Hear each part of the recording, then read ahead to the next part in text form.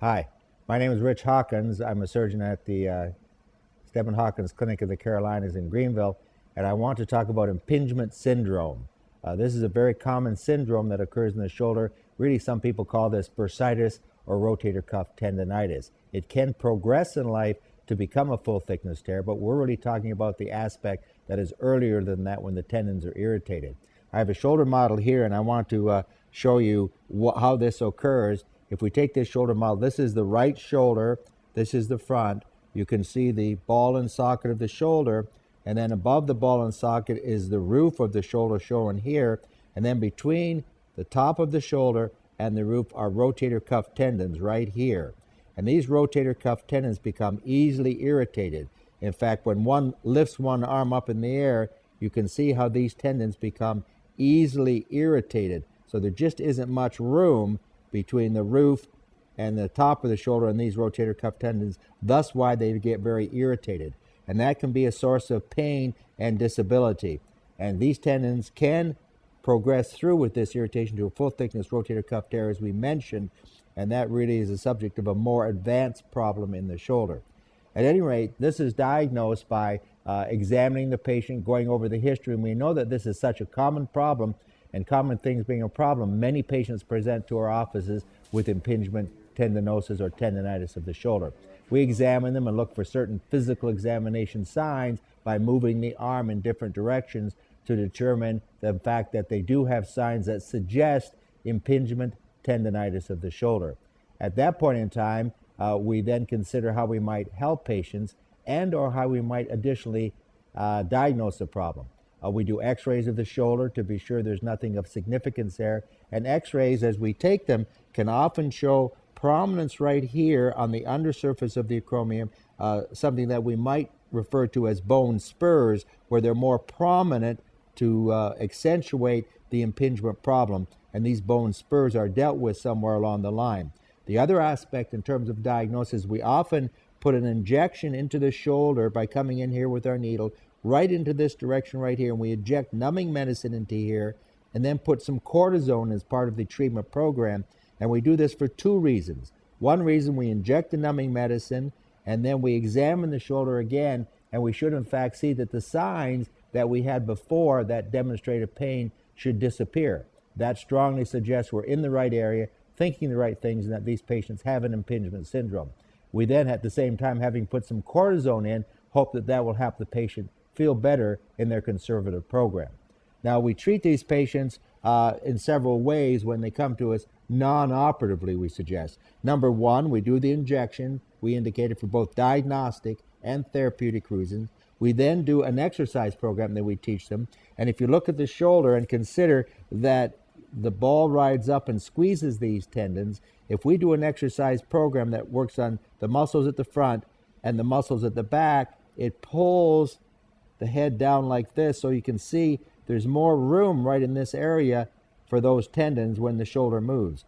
The other aspect of this, if we turn this shoulder model around, is to look at the back of the shoulder and the scapula.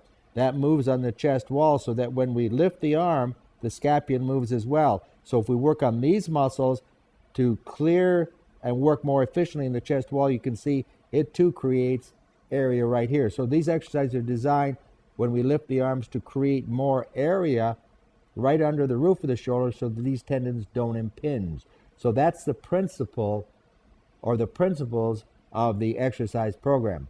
The other aspects that we do, we use non-steroidal anti-inflammatory medication, and these do have risks and concerns. You hear about heart problems or bleeding ulcers, but the chance of a complication like that is extremely rare. Likewise, the injection we do, we think, is extremely safe, and the complication rate there extremely, extremely low. So these are safe methods of treatment for this particular problem on a non-operative basis. Then we explain to patients they can go ahead and do their activities and hopefully have fun with whatever endeavors they enjoy in life. And then we usually see them back in about 3 months and see how they are progressing.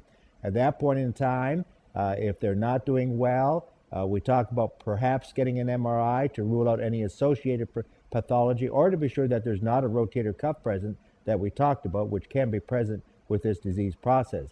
Having put this all together, if patients just are refractory to getting better with all the measures that we employ and they have significant pain, then we do have a solution surgically. And what we do surgically is we'll use a model again to demonstrate this, and then we have some footage that we're going to demonstrate in the operating room. But what we do surgically is we do this arthroscopically by putting poke holes in the shoulder, and then we go in and we shave down the undersurface here again to make more room. So shaving down the undersurface of the roof of the shoulder is a principle that we apply to this, and it's called a subacromial, under the roof of the shoulder, decompression, meaning taking away some bone and making more room. Now, often there are associated problems with this surgically. For example, the acromioclavicular joint is here above the shoulder. That's between the roof of the shoulder and the clavicle. So this joint is often a source of irritation associated with this. So often arthroscopically we go in and we take out the outer part of the clavicle there. The other problem we sometimes see with this, as you can see here, this is the biceps tendon that is intimately related to the rotator cuff. So sometimes we think that that's an associated problem. If you look here, you can see how that impinges as well. So we may cut the biceps tendon, particularly if it is degenerative in the joint, and that often is a residual source of pain if we don't address the pathology in the biceps tendon. So that can be done in concert with a decompression. But the main operation we consider is a decompression. Now, the chances of this being surgically successful is very high. If it's the appropriate patient with the appropriate clinical signs and the appropriate history, and they get good relief immediately in the office from a diagnostic injection, then we think the chances of success with a decompression and whatever else we need to do is about 90%. The recovery is usually fairly quick, sling for a few days, normal activities in a week or two, still with discomfort.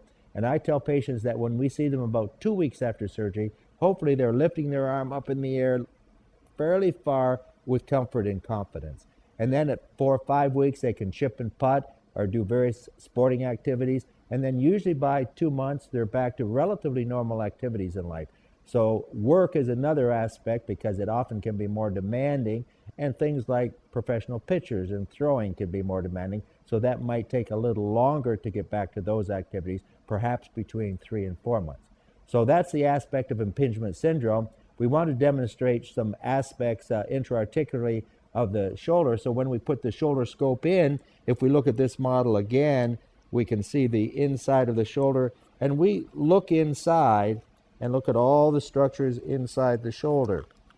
So for example, we can see here the inside of the joint in here, the ball in there in the socket. Inside we can see the biceps tendon, and then we bring the scope out and we look under the roof of the shoulder and we can see the rotator cuff here and the roof of the shoulder.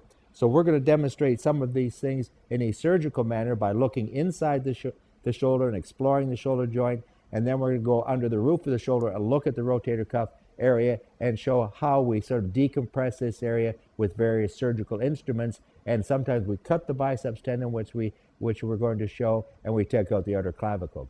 So all of that is the impingement syndrome, and we do this, treat it most often non-operatively, and most patients get better that we see with this. Occasionally they don't get better, and we've tried everything, and they have a lot of pain, and we proceed to a surgical procedure. So that's the story of the impingement syndrome, and hopefully this has helped you out.